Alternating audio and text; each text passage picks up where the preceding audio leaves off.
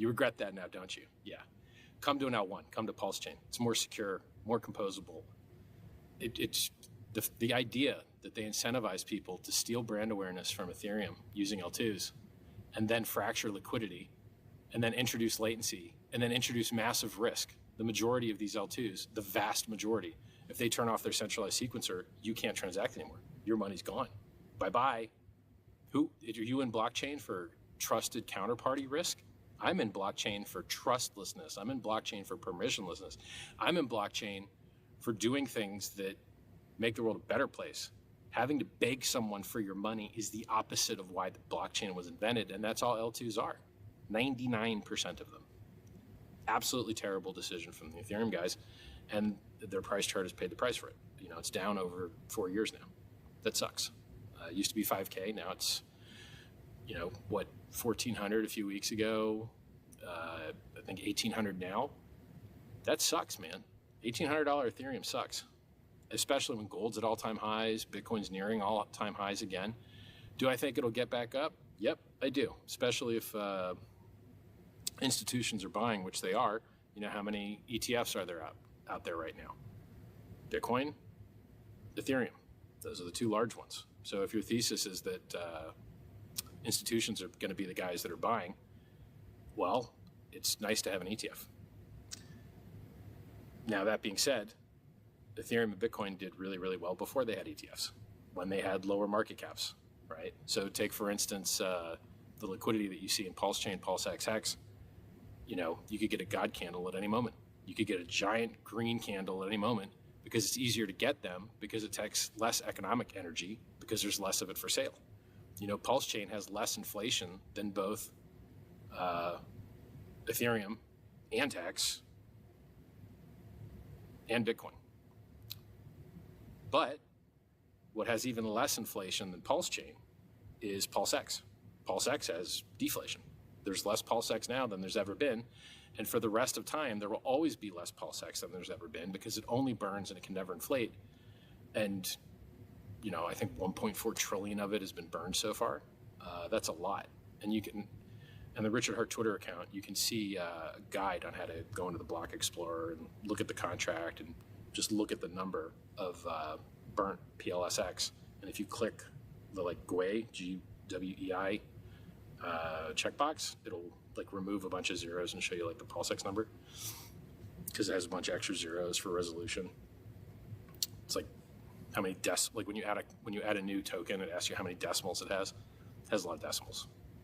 So we got great news. We've got regulatory certainty that almost no other coin has. If people don't start doing nice things for us, working with us, listing, etc., I wouldn't be surprised to see people just start up competitors. The regulatory environment's never been nicer. You had a memo from Todd Blanche of the Department of Justice, which specifically was titled Ending Regulation by Enforcement, or Ending Regulation by Prosecution. And he said that a lot of people were being prosecuted for things they shouldn't be. It's a really great memo. You should read it. It's by the Deputy Attorney General of the United States, Todd Blanche. I think he's the second in command of the Department of Justice underneath Pam Bondi. It's I think it's President Pam Bondi, Todd Blanche. Well, that's about as high up as you're going to get. And, it set regulatory priorities to do things that would help enforce laws and help people, stop getting robbed and a lot of other really good things. Let the SEC do their job. Let law enforcement do its job. Writing regulations is not something that the Department of Justice is supposed to do. The legislative branch is supposed to write laws. The executive branch is supposed to enforce laws. The executive branch is not supposed to write laws. It's checks and balances, three branches of government: executive, judicial, legislative. And I'm glad. It would be nice if the executive stopped doing a denial of service attack on the judicial by doing less bad things that the judicial had to unwind. So 2 years ago, the executive decided to file a bad lawsuit against me and Hex and Pulse Chain and chill our free speech and chill our ability to publish free and open source software that is used by others to publish and associate their thoughts publicly. That's wild. And then they sent out all these subpoenas to people that are basically reporters doing their own research and reporting what they find. Original researchers, people in our community, they're not spouting off things that they read from somebody else like a normal reporter reading a teleprompter. They're doing their own original research, and they should have the same protections against interference with the media process, where you go and you learn and you publish to the public things that they could improve their lives with, knowledge, like what I'm doing with you right now. I am stating to you verifiable facts that I hope will make your life better. For instance, there was a conference that I didn't know about called Pulse Chain 2055 conference. I guess we love the 5.5s. So for instance, the maximum length stake that you can make is 5,555 days in Hex. The Hex.com diamond has 555.55 carats and 55 facets. And then the judgment came out on May 5th, which is 5/5 of 2025. It's just funny. I think numerology is stupid. I don't believe in it. But branding and shelling points and everyone kind of focusing on the same thing, it's kind of fun, right? It's good for just for fun.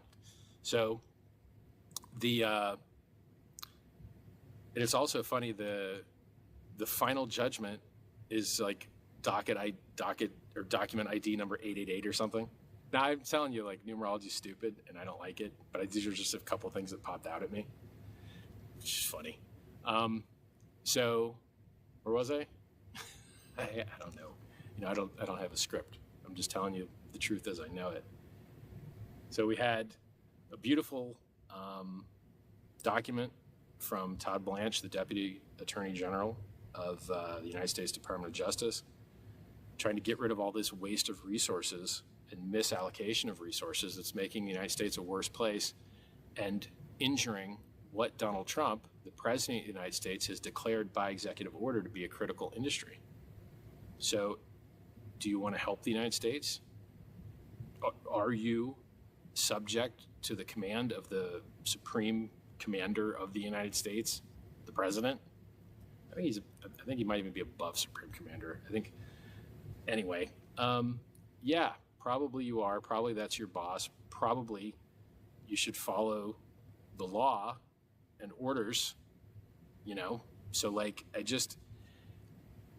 if the President of the United States says that cryptocurrency is a critical industry and it matters and you should try and help it instead of hurt it, probably you should try and help us instead of hurt us. And there's a lot of us out there, millions and millions and millions and millions. And that's why, I dislike gatekeepers. I dislike big corporate entities. I think cryptocurrency was invented to replace all those guys. But at least Coinbase is out there doing good lobbying and trying to get good laws passed. I'm not saying all their laws are good. I think they have an angle where they want to, make USDC better than other things because they make money on USDC. So I'm not saying every law they produce is great, but they are doing a lot of good work with Paul Grewal. I'm not sure that's how you pronounce his name, but he's the chief legal officer over at Coinbase.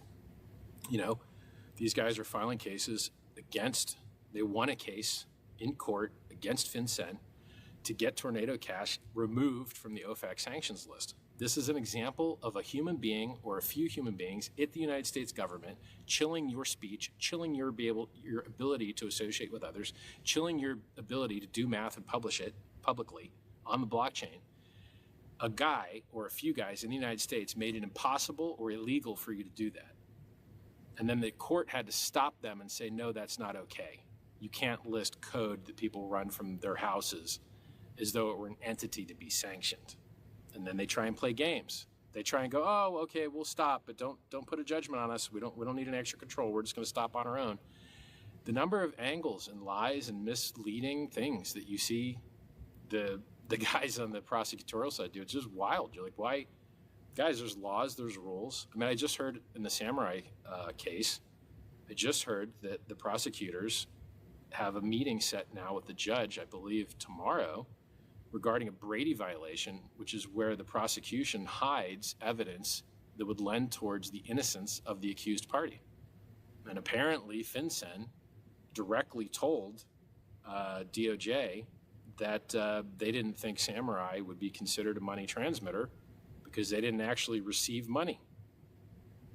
But then DOJ hid that for a couple years from the defense and from the judge, apparently. Go read the docket. Not a lawyer. Go read the docket. Just telling you the news of heard it. Yeah, like why, guys? You have the entire United States funding and machine behind you. Why are you lying and making the government look bad? There's no reason to be doing this lying. It's not necessary or ethical or moral or allowed. And, go look up what happened to the Securities and Exchange Commission in the debt box case, where they had to pay the defendant's attorney fees and were sanctioned, and then closed the office. The SEC closed the office that was handling that case. They just closed the whole office. Disgusting. So, just for record, I beat the SEC in court. Why? Well, man, go read the judge's ruling, okay? I'm innocent. They said things about me that aren't true. That's not fair. And there's a standard that you have to meet, There's a lot of standards you have to meet. Let's focus on the positive things. Talking about the past and why things sucked, it's not really useful. We won, right?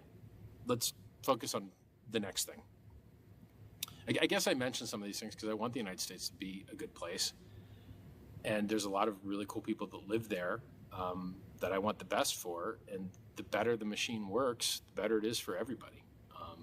If you have more guys spending their time screwing up real criminals, doing real evil, and not wasting their time trying to harm the good, honest people, publishing open source software that you can run or not from the comfort of your home, spreading ideas, doing research and publishing it, why would you interfere with that? It's just so wild to me.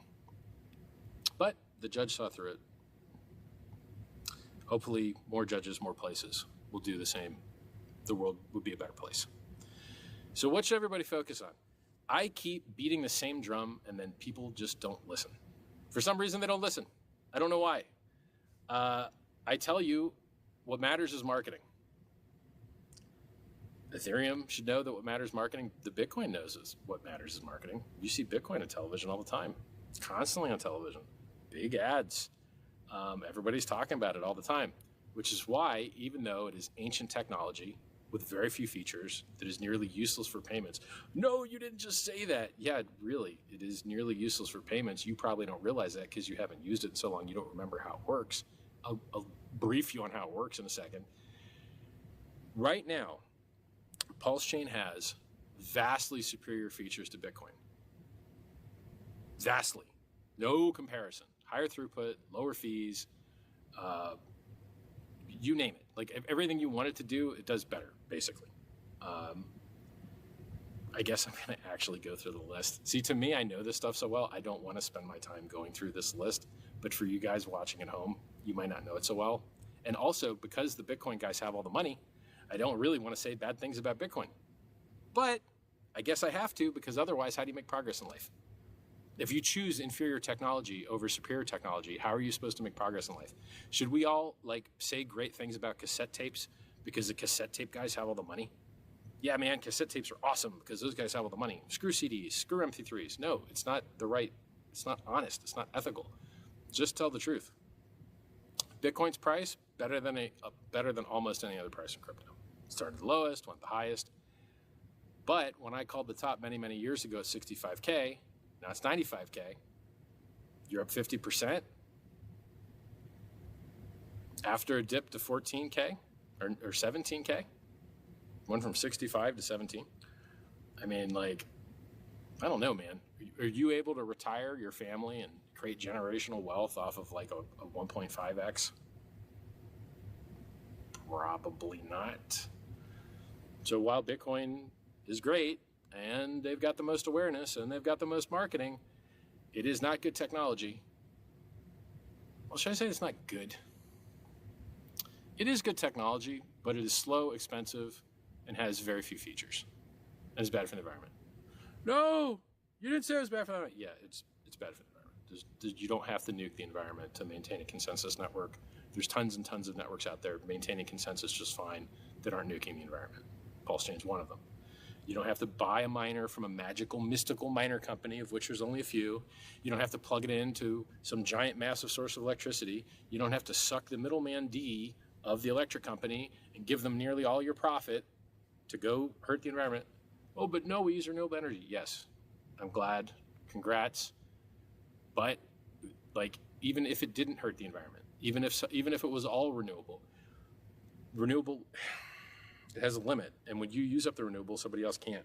Maybe you could have been smelting aluminum, doing whatever else. And then you're also not going to have 100% renewable. And then why do you care to make the electricity company rich anyway, even if it was renewable? And guess what, man? What price do you think they're selling down in order to pay that electricity bill? They're selling coins to pay that electricity bill. Do you like them selling down the price, billions of dollars over a decade, to sell the price down for what? To what end? To enrich a few mining companies and a few electricity companies and a few facilities companies for what? To maintain a consensus network? We have proof of stake that works wonderfully well now. We do not need to blow up the environment or have expensive costs or have centralization in the form of mining networks like this foundry network the United States oftentimes has, I guess, nearly 50% or something, which ain't so great if you're worried about a 51% attack. But hey, like, man, I hate beating on Bitcoin, but like, if you don't tell the truth about it, are you really going to have people buying superior tech? Are you? Probably not. So someone has to bite the bullet and tell the truth about this stuff.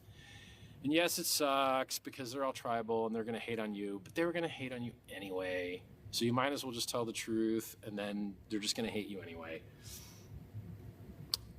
You know, Bitcoin's had more than one inflation bug. Pulse Chain has not. Bitcoin doesn't have stable coins on it that are worth a crap. Pulse Chain does. Bitcoin does not let you launch your own tokens easily. Pulse Chain does. Go to pump.tires. You can run your own code, launch your own coin like that. You can publish documents very easily on Pulse Chain. You can communicate and message other people on Pulse Chain. Like, you can have privacy and anonymity if you want. There's ZK-enabled privacy tech on Pulse Chain. These things do not exist on Bitcoin, and they are awesome, and they are progress, and it's a better tool. If you believe in toolboxes and you believe in empowering people to be able to do what they want to do to make their lives better, Pulse Chain has superior tech. Hex has superior tech. PulseX has superior tech. Is there an on-chain exchange using Bitcoin to remove counterparty risk? Not that's any good, not at all. But there sure is on Pulse Chain. That's PulseX, pulsex.com. So, and these are just like, there's so many more features. It's like nearly endless how many superior features there are. It has a better logo. It has a better name. I like the founder better. He's still here, still talking. Yo, Satoshi, where you at, bro? Satoshi, you win any cases in court to help set positive precedent and positive vibes for cryptocurrency at large? No. I did. Hi. Where you at, man? I'm right here. Where are you? Yeah. So, like, in the end, oh, by the way, to tell you how stupid cryptocurrency is, if you go on these sites where people go to discover new coins to get scammed by, so like, if you wanted to get scammed by Luna, it was right on the homepage. If you wanted to get scammed by Yams, it was right on the homepage. If you wanted to get scammed by a lot of different things, it was right on the homepage of a lot of different sites for you to get scammed by. But it wasn't on my homepage. I wasn't promoting that garbage.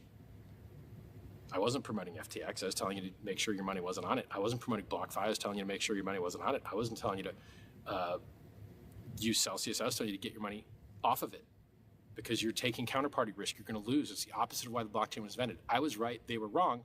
But all the scumbag trash maggots that promoted all that stuff, they just continue to operate like it never happened.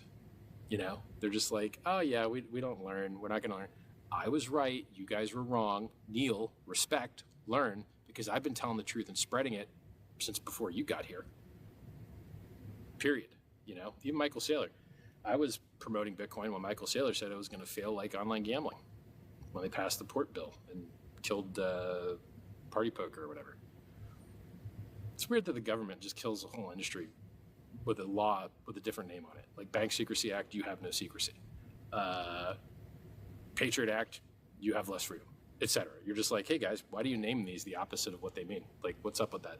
Also, the magic numbers that they choose. You can travel with $10,000 across a border, but every year that $10,000 is worth less until the point where you're not going to be able to cross the border with enough money to buy a cheeseburger because 10K won't buy a cheeseburger. But the people in the government, they're just like, yeah, man, we didn't know inflation existed.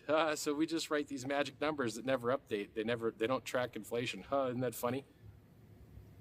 What? And you want to go back and find out, like, which specific humans, I'll give you an example. Talk about beating the SEC. The SEC is not a thing. It's the couple of humans at the SEC. There's 5 commissioners at the SEC. If they followed their own rules, some portion of those 5 had to vote to bring an action. Which 5 are they? We don't know yet. We don't know yet. Was it all 5? Was it 3? Did they miscount? Who knows? We should find out, right? Freedom of Information Act. They can't hide behind investigation privilege or whatever because case closed, homie. Like, the case gone. Bye-bye. So now Freedom of Information Act should allow to find out which of those 5 people decided to bring this silly thing. And then you're trying to assign blame. Like, okay, at this entity, who are the guilty parties and to what degree are each of them responsible? Hard to say. For instance, with this, like, who is the person that chose that 10K limit and why does it never move? And why are these magic numbers all over the place? And who are the people that made those mistakes? And do they ever apologize for it? Has anyone ever held them to account? Like, hey, you made everything in the world worse by not understanding inflation exists and choosing numbers that never update to account for it. Do you feel bad about that? Do you feel sorry about that? Have you ever tried to fix your mistake? Have you ever allocated any of your resources or time to undo the screw-ups that you've made in governance?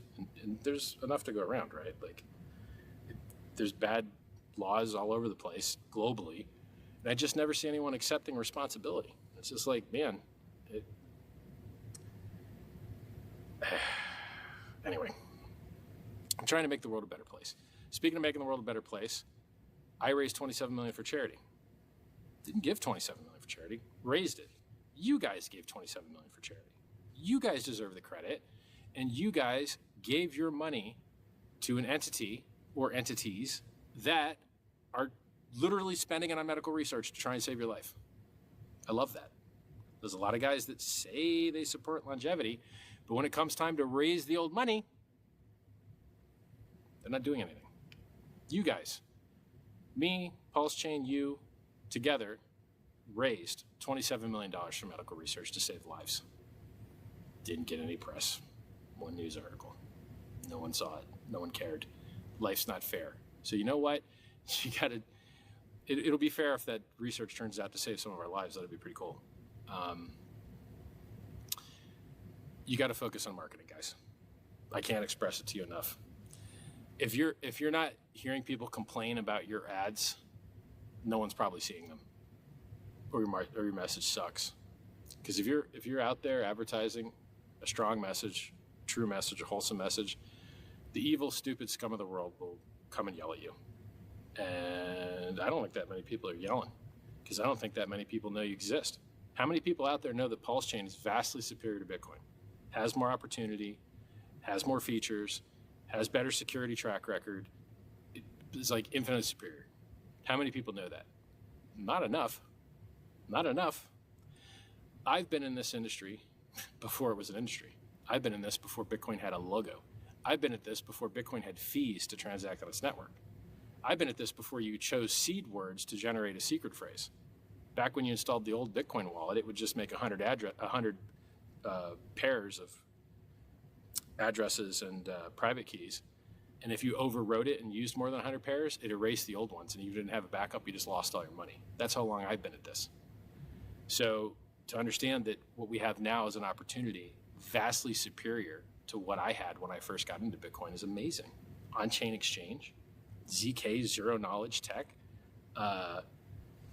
NFTs, communicating, messaging on-chain. Like, bro, we have everything. We have everything. We have so much opportunity. We just need to tell people about it. And it's not a question of people want to participate. We know people want to participate because they buy absolute garbage. They buy absolute garbage. So if you give them the opportunity to buy something that's not garbage, maybe they'll participate. Maybe they'll transact. Maybe they'll associate. Maybe like the sky's the limit. You know, this is Turing complete technology that allows you to program whatever you want. It's a little slow. It's a little expensive. That's the price you pay for true decentralization and immutability and a record of truth. That's the price you pay. And a lot of people want to pay it, you know. I think somewhere within a few months after Hex launched, over 5 years ago, Ethereum was like $88. Yeah, the price is down from 5K, but it ain't $88. It's still $1,800. It's still, you know, an 18 or 20x from then. Well, we're crying with a loaf of bread on our arm, depending on how long you've been at this. So long story short, the news is good.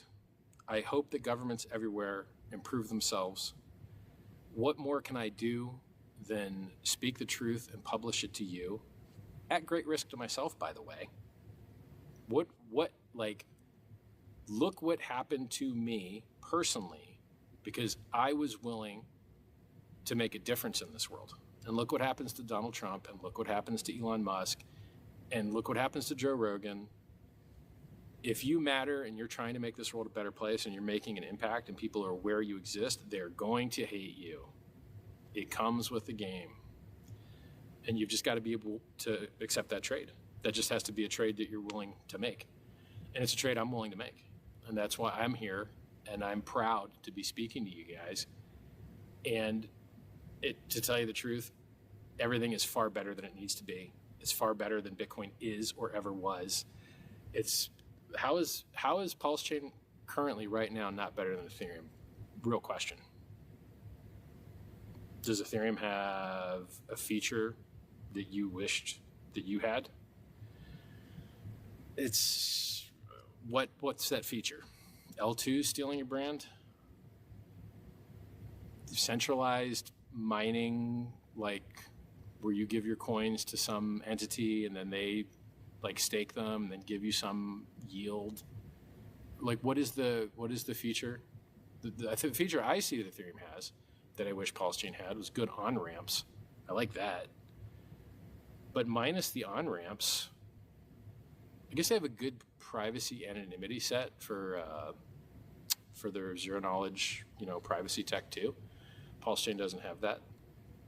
There's only two things I can think of. We've got higher throughput, we've got lower fees, we don't have L2 vampires. I think we have a more decentralized validation network. And I think we only would accept, I believe the Pulse Chain community and the validators on it would only accept tried and true tested upgrades from Ethereum, but Ethereum doesn't have that privilege. So Ethereum, when it upgrades, has to hope that the testing it did on its testnet worked right. And sometimes it doesn't. Geth just recently pushed an emergency hotfix because people were getting slashed because they weren't signing transactions properly, something to that effect. Check the Richard Hart account, it tweeted about it. So if you had the opportunity, let me put it to you this way. When crypto gets back up and starts making new all-time highs again, what do you think is likely to go up more? Pulse Chain or Ethereum? Which one's lighter? Which one has a founder that speaks English? I'm making fun of you there, Vitalik. I love that you're focused on privacy tech. I love that you haven't done a Satoshi and disappeared. I love that you are still, battling. You're still out there working. A lot of people just stop and they disappear. A lot. I'm not one of those guys. Yeah, so I think we have massive opportunity in front of us. Look at PulseX. The guys that bought the Uni token have been getting wrecked by the foundation there over and over. They dangle this thing like, we'll turn the fee switch on. You guys will be able to catch for some value. Well, that never happened. But then you look at PulseX and you're like, yeah, that buy and burn function is burning coins like crazy.